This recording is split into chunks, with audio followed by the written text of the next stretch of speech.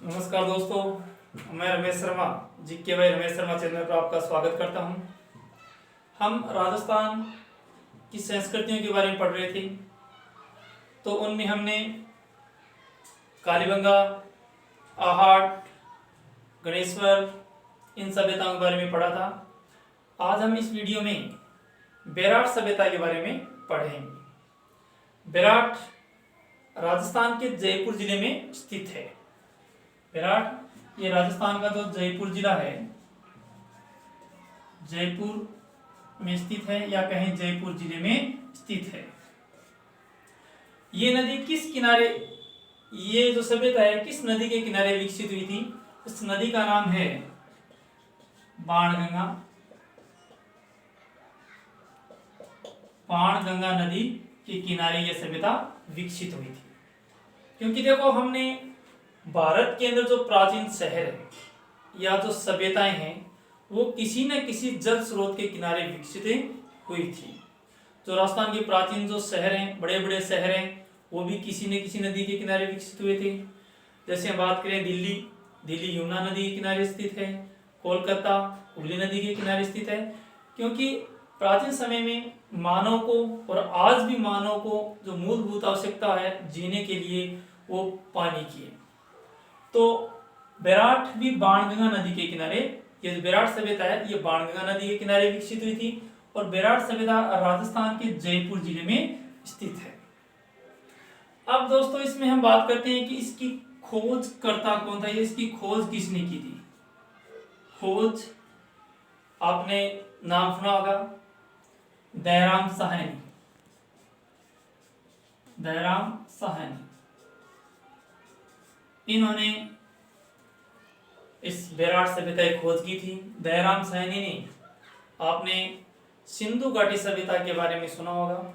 सिंधु घाटी सभ्यता का एक प्रमुख स्थल था हड़प्पा। तो हड़प्पा की खोज भी दयाराम साहनी ने की थी। तो इस बेराट सभ्यता की खोज भी दयाराम साहनी ने की थी। और इसका जो समय था वो 1935-36 और हड़प्पा की खोज दयाराम साहनी ने की थी 1921 में। तो ये दयाराम साहनी का भारत के अंदर जो प्राचीन जो सभ्यताएं हैं उनमें खोज करने में काफी बड़ा योगदान इनका रहा है। अब देखो दोस्तों, हम आगे इसमें देखते हैं कि बेराट का प्राचीन नाम, विराट का प्राचीन नाम क्या था? आपने नाम सुना होगा, विराटनगर। विराटनगर इसका प्राचीन नाम था। अब हम इसमें देखते हैं कि जो आपने पढ़ा भी होगा कि मत्स्य जनपद,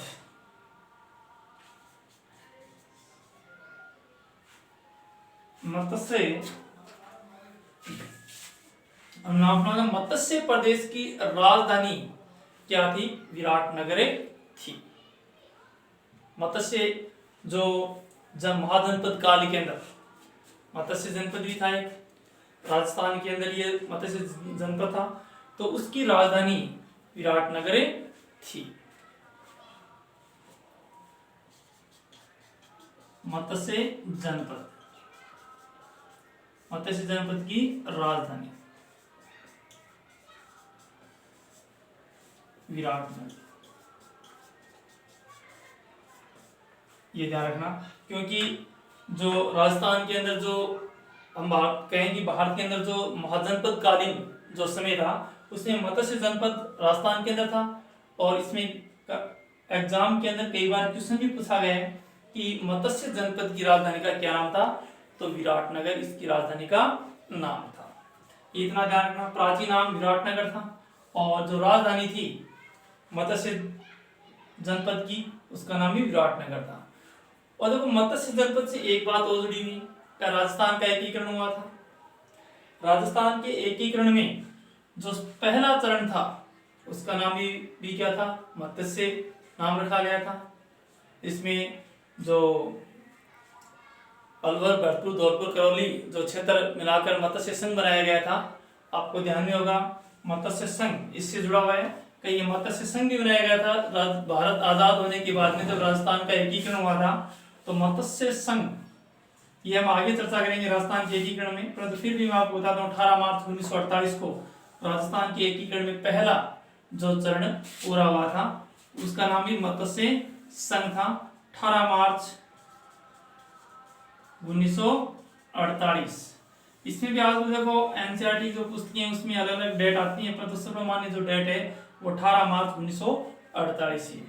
अब देखो हमें आगे देखते हैं जो बेराट सभ्यता है इसके अन्य स्थान कौन कौन से और जो प्रमुख स्थान कौन कौन से हैं जहां पर बेराट सभ्यता की जो उत्खनन का कार्य हुआ है। अन्य स्थान इस बेराट सभ्यता के प्रमुख स्थान पर कहें, बेराट सभ्यता के प्रमुख स्थान, बेराट सभ्यता की अगर प्रमुख स्थानों की हम बात करें तो एक बात है बिजक की पहाड़ी, बिजक की पहाड़ी,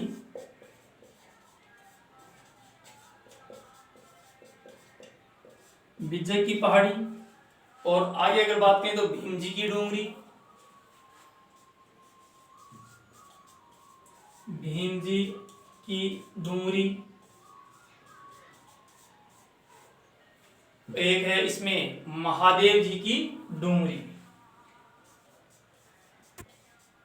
महादेव की डोंगरी या महादेव जी की डोंगरी, ये इसे जो बेराट सभ्यता है इसके प्रमुख स्थान थे।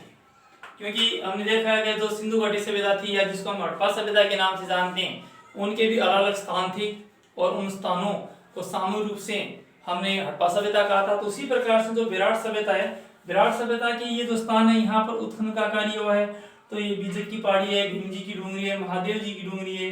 क्योंकि कुछ बार कभी कभी ये क्वेश्चन इस प्रकार से उठा लिए जाते हैं कि बिजक की पहाड़ी जो पुरातात्विक स्थान है उसका संबंध किस सभ्यता से है, या भीम जी की डोंगरी है या महादेव जी की डोंगरी है। तो इन ये जो पुरातात्विक जो स्थान हैं इनका संबंध राजस्थान की किस सभ्यता से ये जुड़ी हुई है, तो बेराट की सभ्यता से। तो इस प्रकार से ये जो इसके ये जो स्थान है ये बेराट की सभ्यता से जुड़े हुए हैं। ये तो इसका है ये ध्यान रखना कि बेराट जो सभ्यता है ये कौन से जिले में, राजस्थान के जयपुर जिले में है। किस नदी के किनारे यह सभ्यता विकसित हुई थी, तो बाणगंगा नदी के किनारे यह सभ्यता विकसित हुई थी।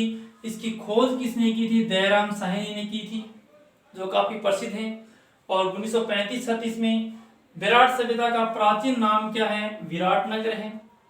और ये जो विराटनगर है ये मत्स्य जो जनपद था, जब महाजनपद कालीन समय था भारत के अंदर, तो मत्स्य जनपद तो उसकी राजधानी भी विराटनगर थी। और इस सभ्यता के जो प्रमुख स्थान है विजय की पहाड़ी, भीम जी की डोंगरी, महादेव जी की डोंगरी, ये इसके प्रमुख स्थान है। और मैंने आपको मत्स्य जब नाम चल रहा है तो उसके बारे में बताया था कि जब राजस्थान का एकीकरण हुआ था उस समय जो मत्स्य संघ बना था, जो 18 मार्च 1948 जो राजस्थान के एकीकरण में पहला चरण था। तो ये यहाँ तक, उसके आगे देखते हैं इसमें हम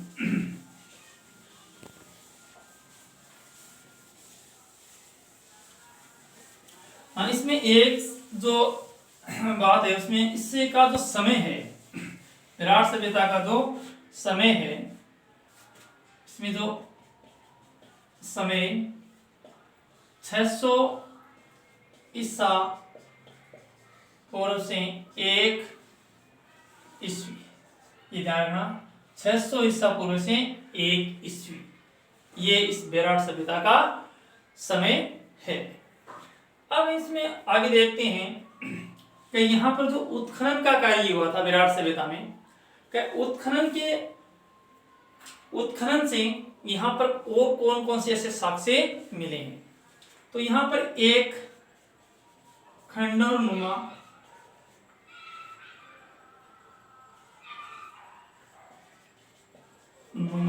भवन मिला है, यहाँ खंडरनुमा या टूटा फूटा भवन मिला है। इसमें 6-7 छोटे छोटे कमरे मिले हैं। जो पुरातात्विक वेता हैं या पुरातात्विक विद हैं उन्होंने ऐसा अनुमान लगाया है, ये अनुमान लगाया है कि ये किसी बौद्ध मठ के अवशेष हो सकते हैं। क्या जो छोटे एक खंडर नुमा यहाँ पर भवन मिला है, इसमें 6-7 छोटे छोटे कमरे मिले हैं। तो इनके बारे में जो पुरातात्विक वेत्ताओं ने अनुमान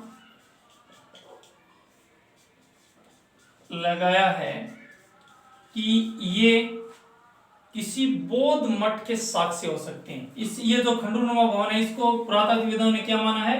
बौद्ध मठ, बौद्ध मठ, यानी बौद्ध मठ के साक्ष्य हैं। ये पुरातात्विकों का अनुमान है। क्योंकि देखो प्राचीन समय में जो प्राचीन स्थान थे उनका उत्खनन का जो कार्य हुआ था, उन वहां से जो उत्खनन से कोई अन्य प्रकार की जो वस्तुएं मिलती थी, यहाँ से जो वस्तुएं मिलती थी, उन वस्तुओं के आधार पर पुरातात्विक वेत्ता ये अनुमानें लगाते थे कि ये इस प्रकार की होंगी, ये इस प्रकार की, यहाँ पर इस प्रकार से इन वस्तुओं का प्रयोग किया जाता होगा।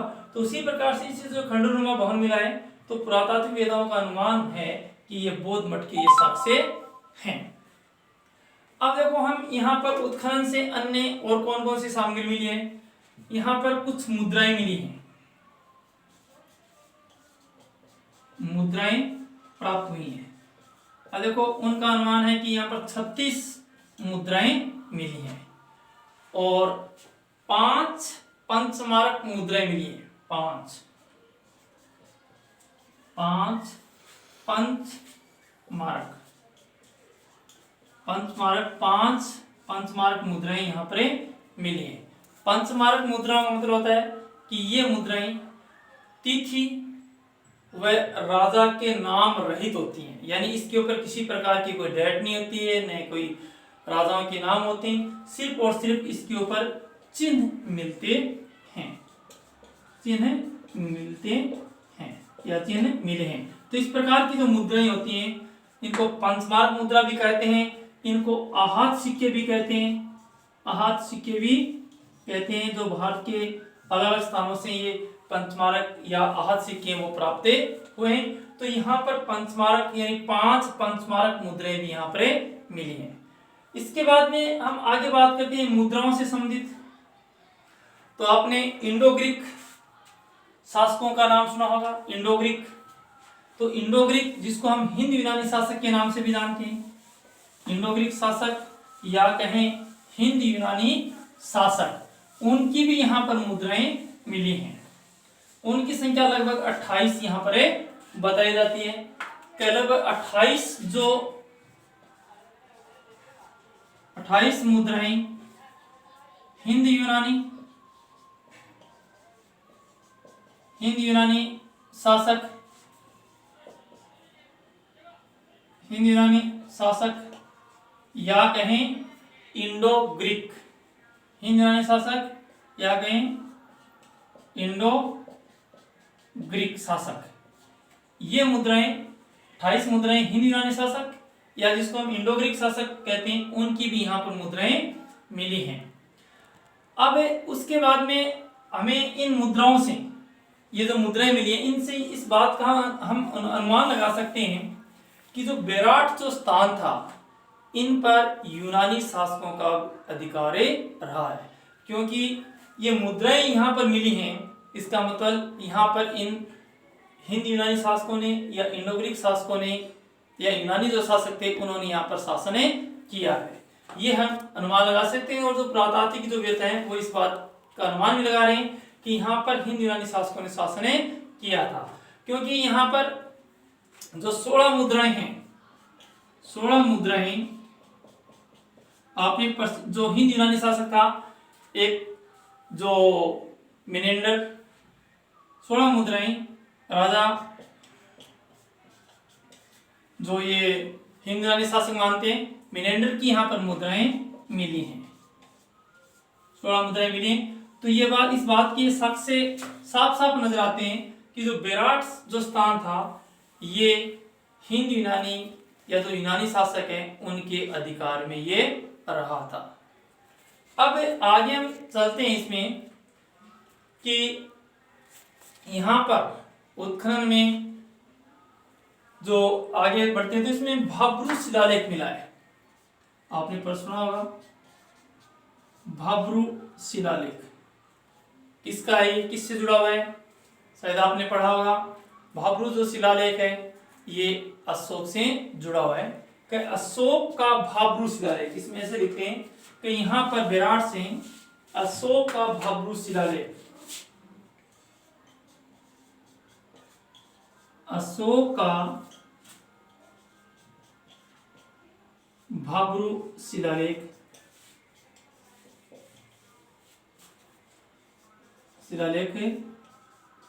प्राप्त हुआ है। अशोक के बारे में आपने सुना होगा। अशोक कौन से साम्राज्य से जुड़ा हुआ था, मगध। और मगध में कौन सा शासन करा था, मौर्य। आपने सुना होगा कि मौर्य जो साम्राज्य था, मौर्य साम्राज्य का एक प्रसिद्ध शासक था, अशोक महान के नाम से भी जानते हैं। तो ये अशोक का भाब्रू शिलालेख यहाँ पर मिला है और इसकी खोज कैप्टन बरट ने की थी। इस भाब्रू शिलालेख की खोज कैप्टन बरट ने की थी 1837 ईस्वी के आसपास। ये मानते हैं कि 1837 ईस्वी के आसपास इस बरट ने खोजें की थी इस भाब्रू शिलालेख की 1837। तो यहाँ पर जो अशोक का भाब्रू शिलालेख मिला है, इसका मतलब ये भी है कि ये जो विराट जो सभ्यता है या जो विराट स्थान है ये मौर्य साम्राज्य के अंतर्गत भी रहा होगा। ये भी अनुमान लगाते हैं क्योंकि यहाँ पर अशोक का ये मेला है। अब वर्तमान में ये जो भाब्रू शिलालेख है, वर्तमान में ये भाब्रू शिलालेख कोलकाता संग्रहालय में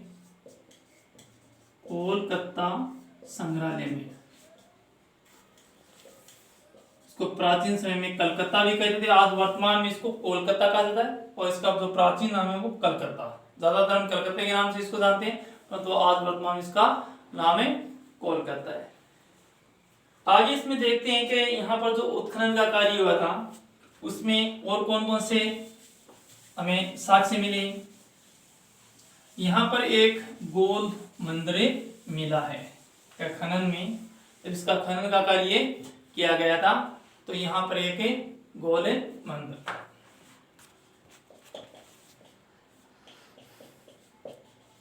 गोल आकृति का एक मंदिर मिला है। गोल आकृति का कहें या गोल मंदिर यहाँ पर मिला है। और इसका जो निर्माण का कार्य है, इसका निर्माण अशोक ने करवाया था।